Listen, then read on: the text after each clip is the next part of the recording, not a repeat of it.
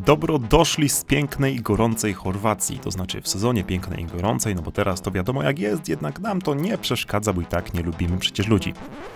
To znaczy i tak nie lubimy letniego skwaru. Zapraszamy was na drugi odcinek z chorwackiej serii i ponownie w okolice niesamowitej Istrii. I z racji, że całkiem sporo miejsc nam się udało odwiedzić, jednak w większości z nich nie byliśmy jakoś bardzo długo, dlatego wyjątkowo zrobimy sobie taką małą wyliczankę ciekawych miejsc. Ile wyjdzie, to zobaczymy. Jako pierwsze miejsce musimy wymienić Parenzane, czyli trasę rowerową pociągniętą po torach dawnej kolei wąskotorowej. Kapitalne miejsce, jednak ją zobaczyliśmy sobie w poprzednim odcinku i tam też zapraszam po więcej, a tutaj tylko sprostuję jedną rzecz, którą powiedziałem właśnie w tamtym odcinku, mianowicie, że Istria nie należy do popularnych miejsc w Chorwacji, za co zostałem skarcony w kilku komentarzach, jednak sprawdziłem i faktycznie jest ona popularna, a nawet najpopularniejsza w ubiegłym roku, jednak na swoją obronę powiem, że chodziło mi o to, że jest mało popularna wśród Polaków, gdyż Istria jest zwyczajnie dla nas zbyt droga w porównaniu do innych części Chorwacji. No i nie mam tutaj tylko na myśli wspominanych w tamtym odcinku trufli. Jeszcze a propos trufli, bardzo znane jest trufli z miasta Buzet, które właśnie oglądacie. Na otwarcie sezonu truflowego... Nie otwarcie sezonu. Tam jest coś takiego podobnego jak Dni Trufli. Na Dni Trufli. Na przełowie września, października. I z okazji tych Dni Trufli podobno robią jajecznicę z 2000 jajek i 10 kg trufli. Ty patrząc na te ceny tych trufli, no to niezła jajecznica. A takie ciekawostki to w ogóle na blogu Krolow polecamy. Najlepszy blog o Chorwacji w Polsce, co nie jest takie oczywiste a propos blogów podróżniczych o Chorwacji. I tak, wpisaliśmy sobie w Google 4 powody, dla których warto odwiedzić wyspę Krk. Pierwszy wpis z brzegu. Pierwsza rzecz. Bogata infrastruktura turystyczna, cokolwiek to znaczy. Plaże, co można pewnie podciągnąć też pod to pierwsze. Trzecie, wino. I czwarte, dojazd, bo mają fajny most. Także na Krk nie jedziemy. No dobra, lecimy. Na początek chcieliśmy polecić wam kilka tych uroczych, małych miasteczek zbudowanych na stromych istryjskich wzgórzach. Absolutnie kapitalne, klimatyczne miejsca pełne niesamowitej, fascynującej, pięknej i ponadczasowej architektury. Co mnie zastanawia? Co oni tu ścieki sobie tak ze ściany wyprowadzają, czy? A tak już poważnie mówiąc, to naprawdę warto wpaść choćby na chwilę. Jednym z nich jest wspomniane miasto Buzet, ale prawdę mówiąc jest jeszcze kilka innych równie ładnych, albo nawet i ładniejszych. Pamiętacie z dzieciństwa taką zasadę piłkarską? Kto kopie, ten leci? Właśnie ten mały teraz niestety wykopał piłkę. A kręcąc się po środkowej Istrii, warto wpaść też, przynajmniej tak wszyscy mówili w internetach, do miasta Hum. Co ciekawe, miasto Hum to jest najmniejsze miasto na świecie z rekordem Guinnessa. I według różnych źródeł mieszka tutaj od kilkunastu do 40 osób na stałe. No, prężnie dość turystycznie działa, zobaczcie, fajne rowery. Sprawdziliśmy z ciekawości ceny mieszkań, czy w ogóle można tu kupić jakąś chatę. 120 000 euro dom w Hum. Jakby ktoś chciał mieszkać na takiej fajnej górze i mieć ładne widoki i też daleko trochę do sklepu, ale coś za coś, to bardzo polecamy. Hum wygląda tak, a do miasteczek sobie jeszcze wrócimy, bo teraz czas się troszeczkę poruszać. Na pierwszy ogień idzie dość łatwa trasa, powiedziałbym nawet spacerowa, znajdująca się pomiędzy miastem Hum a Buzet. Dokładnie tutaj. Dzisiaj idziemy na wycieczkę. Burkiem w teczce! Marta dzisiaj zaplanowała całą wycieczkę, znalazła i jest to trasa przez 7 wodospadów. I coś o tej trasie mamy? Jakieś ciekawostki? No ja to nazwie 7 wodospadów, dziękuję kurczę. I to tyle? Konkretnie! Może będzie fajna, może nie zobaczymy. Czy to ten wodospad? O, jest pierwszy. Zagon. No i co? No No jest. fajny. Ogólnie rzecz biorąc, trasy 7 wodospadów próżno jest szukać na listach najpopularniejszych atrakcji Istrii. Niemniej nie znaczy to, że nie warto, przynajmniej taką mieliśmy nadzieję. Trasa liczy sobie 15 km i najpierw idzie się delikatnie w górę jednej rzeki, mijając po drodze pierwsze To wodospady, jest wielka peć, a potem jest mała peć. a potem mija się kolejne 2 wodospady i w połowie trasy trzeba się nieco wspiąć, aby zobaczyć pozostałe znajdujące się w sąsiedniej dolinie innej rzeki. Tylko trzeba uważać, bo szlak ma już swoje lata świetności trochę za sobą. Dobrze, że ten kabel jest przypięty. To zrobione jak po polsku. Czyli tyle jak. No, Ale działa. jak coś jest głupiej i działa, To nie jest głupie. A ty, tu się urwała jedna stópka, widziałaś? Wiem. Ja cię kręcę. Młody chyba. A przynajmniej owika fajna. Me delikatne dłonie się nie ranią.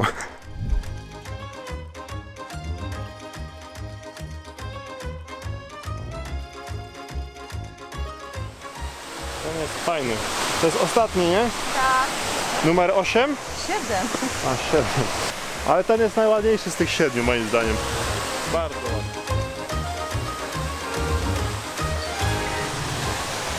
Okejka. I co, Karol, jak Ci się podobała wycieczka? Fajnie, fajne światło jest na koniec. Jest okej. A na 10? 7 Bo? i pół. No bo było 7 wodospadu. Nie no spoko, tylko lasem dużo, nie? Ja bym tak W Welebicie było więcej nie lasem. rekomendowałbym tak. Wolałbym do Welebitu jechać na przykład. Jak nie rekomendowałbyś? Ja polecam. Nie no fajnie, fajna trasa. Las, wodospad w lesie. Las.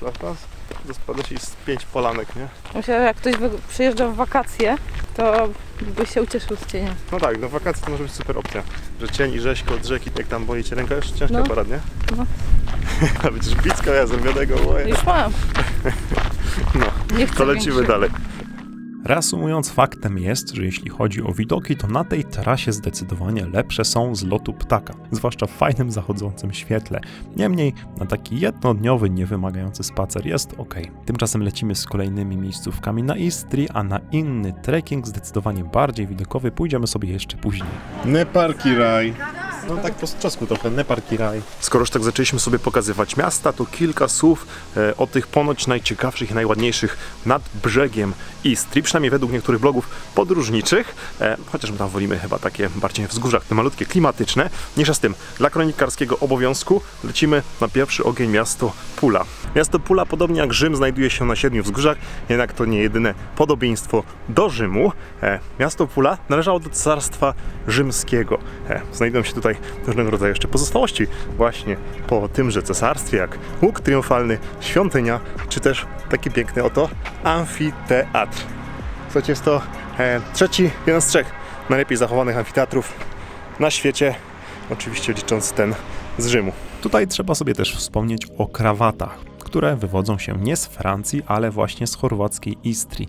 Ich pierwowzorem były chusty noszone na szyi przez tutejszych żołnierzy, niemniej faktem jest, że jako pierwsi przyswoili owe chusty właśnie Francuzi, którzy podpatrzyli je u Chorwatów podczas jednej z ceremonii na dworze króla Ludwika XIV. Lekko sobie je przerobili do formy, jaką znamy dziś i na cześć Chorwatów nazwali je La Krawa, czyli Chorwat. A żeby podkreślić ten fakt pochodzenia krawatu właśnie z Chorwacji, stwierdzili, że zrobią sobie Chorwaci rekord Guinnessa na największy krawat na świecie. Stworzyli krawat, który zawiązali dookoła tego właśnie pięknego amfiteatru w mieście Pula. A jego długość wynosiła 800 metrów, natomiast waga przebiła 800 kg. Natomiast drugim miastem, które sobie tutaj zobaczymy i które warto tutaj zobaczyć, jest miasto Rovinj. To za mną, jeśli mielibyście wybierać między Rovinj a Pulą, to totalnie wolę to miasto. Nie będę się rozgadywał o ciekawostkach, historiach, zabytkach i innych takich, po prostu wam je pokażę, jak ono pięknie jest położone.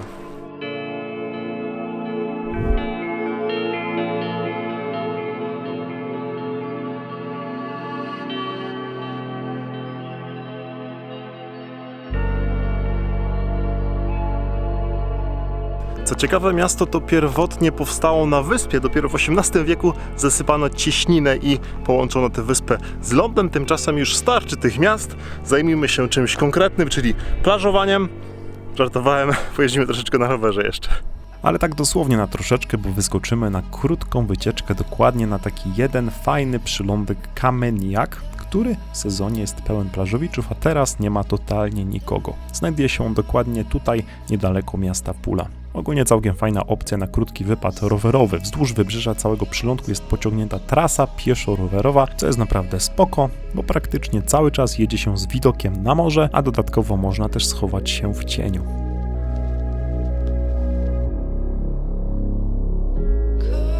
No dobra, czas nieco wyjechać poza Istry i pokręcić się po niedalekiej okolicy. Wbrew niezbyt zachęcającym opisom blogowym, kolejnego dnia wybraliśmy się jednak na wyspę Krk. To jest pierwsza atrakcja na wyspie Krk, czyli most. Blogerzy podróżniczy na wyspie Krk polecają też miasto Rybnik, nie mylić ze śląskim Rybnikiem, miasto, w którym jest ponoć najwęższa uliczka na świecie. Ej, mogę jeść burki, zmieściłam się. Dementuję plecy. Nie jest. W ogóle ja się zastanawiam nad tymi najwyższymi, jakimiś tam, szczerze mówiąc, u nas na Śląsku właśnie notabene między familokami to są często węższe przejścia i nikt tam nie jeździ oglądać najwęższej uliczki A ty na przejdziesz? świecie. No skoro już tak zainteresowaliśmy się wyspami, no to jak coś pod kątem rowerowym polecam bardzo Chwar i Brać, gdzie byłem sam 2 lata temu. Kapitalne widoki, fajne podjazdy i naprawdę ładne miasteczka, jeśli ktoś takowe lubi. Jak coś, zapraszam do osobnego odcinka z tamtych okolic, ale to wiadomo dopiero jak zobaczycie ten do końca. Natomiast tak ogólnie rzecz biorąc, wyspa Kryk całkiem jest spoko, naprawdę ładna okolica i mówiąc szczerze, pobyt na wyspie Kryk, a także wcześniej na przylądku Kameniak były jedynymi momentami, kiedy to oglądając te puste plaże żałowaliśmy, że woda jest zimna, no i jakoś tak nie chce się nawet zamoczyć stóp, no ale trudno, w sumie nikt nam tutaj nie kazał na jesień przyjeżdżać.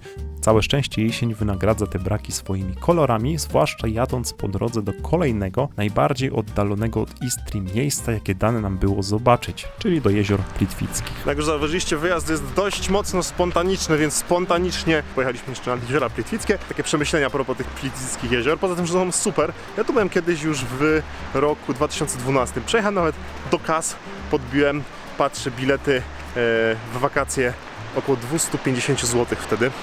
Ja sobie tak myślę, masakra.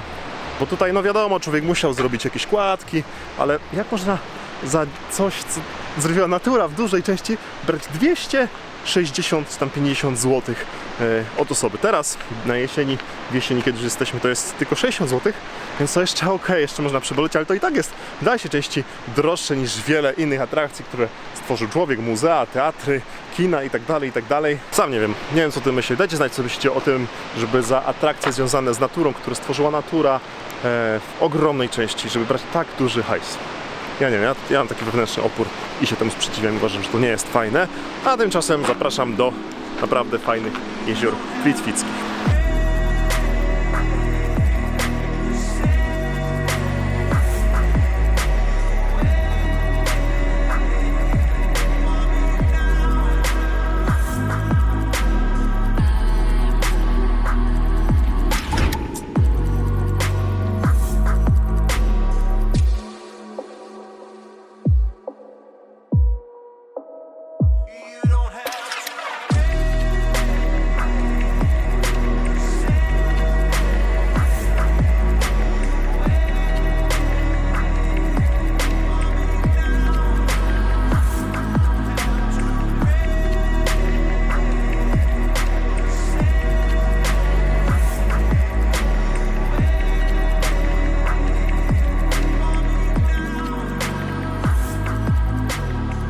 No dobra, poględzę jeszcze na koniec. Jeziora Plitwickie są bardzo znane z tego, że jest tutaj mega bogata fauna i flora, zwłaszcza fauna, bo jest tutaj aż 75 gatunków roślin endemicznych, czyli nie występujących nigdzie indziej na świecie. No obok tego jest oczywiście 16 przepięknych, krasowych jezior, które teraz mogliście zobaczyć, połączonych oczywiście pięknymi kaskadami i wodospadami. Wodospadów jest niezliczona ilość.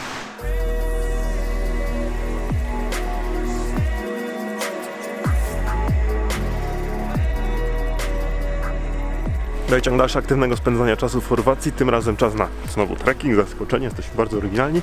W ogóle jesteśmy w Parku Narodowym Risnjak. Jest to szczyt improwizacji po raz kolejny, bo po prostu jechaliśmy drogą i tak patrzymy, ty, góry jakieś, jedziemy? No jedziemy, co to za góry? Risnjak. I tyle. Jako że niewiele mamy tutaj do opowiedzenia, no bo po prostu wyszliśmy w góry pobyć trochę na łonie natury, to tak też was na 2 minuty z tymi widokami zostawię bez zarzucania zbędnym komentarzem. W ogóle zastanawiam się nad zrobieniem kilku takich bardzo klimatycznych odcinków z totalnie minimalistycznym montażem i komentarzem. Takie tylko i wyłącznie dla oka i ducha, bez nadmiernej ilości informacji i ciekawostek. Po prostu, aby można było się zrelaksować i odpocząć. Dajcie znać, co myślicie, a w międzyczasie możecie jeszcze zostawić łapkę w górę, no i zrobić na przykład zdjęcie, w jakich okolicznościach oglądacie odcinek. Podeślijcie na Instastory, jestem bardzo, bardzo ciekawy. Tymczasem zostawiamy was sam na sam z widokami, no i życzymy z Martą miłego dnia.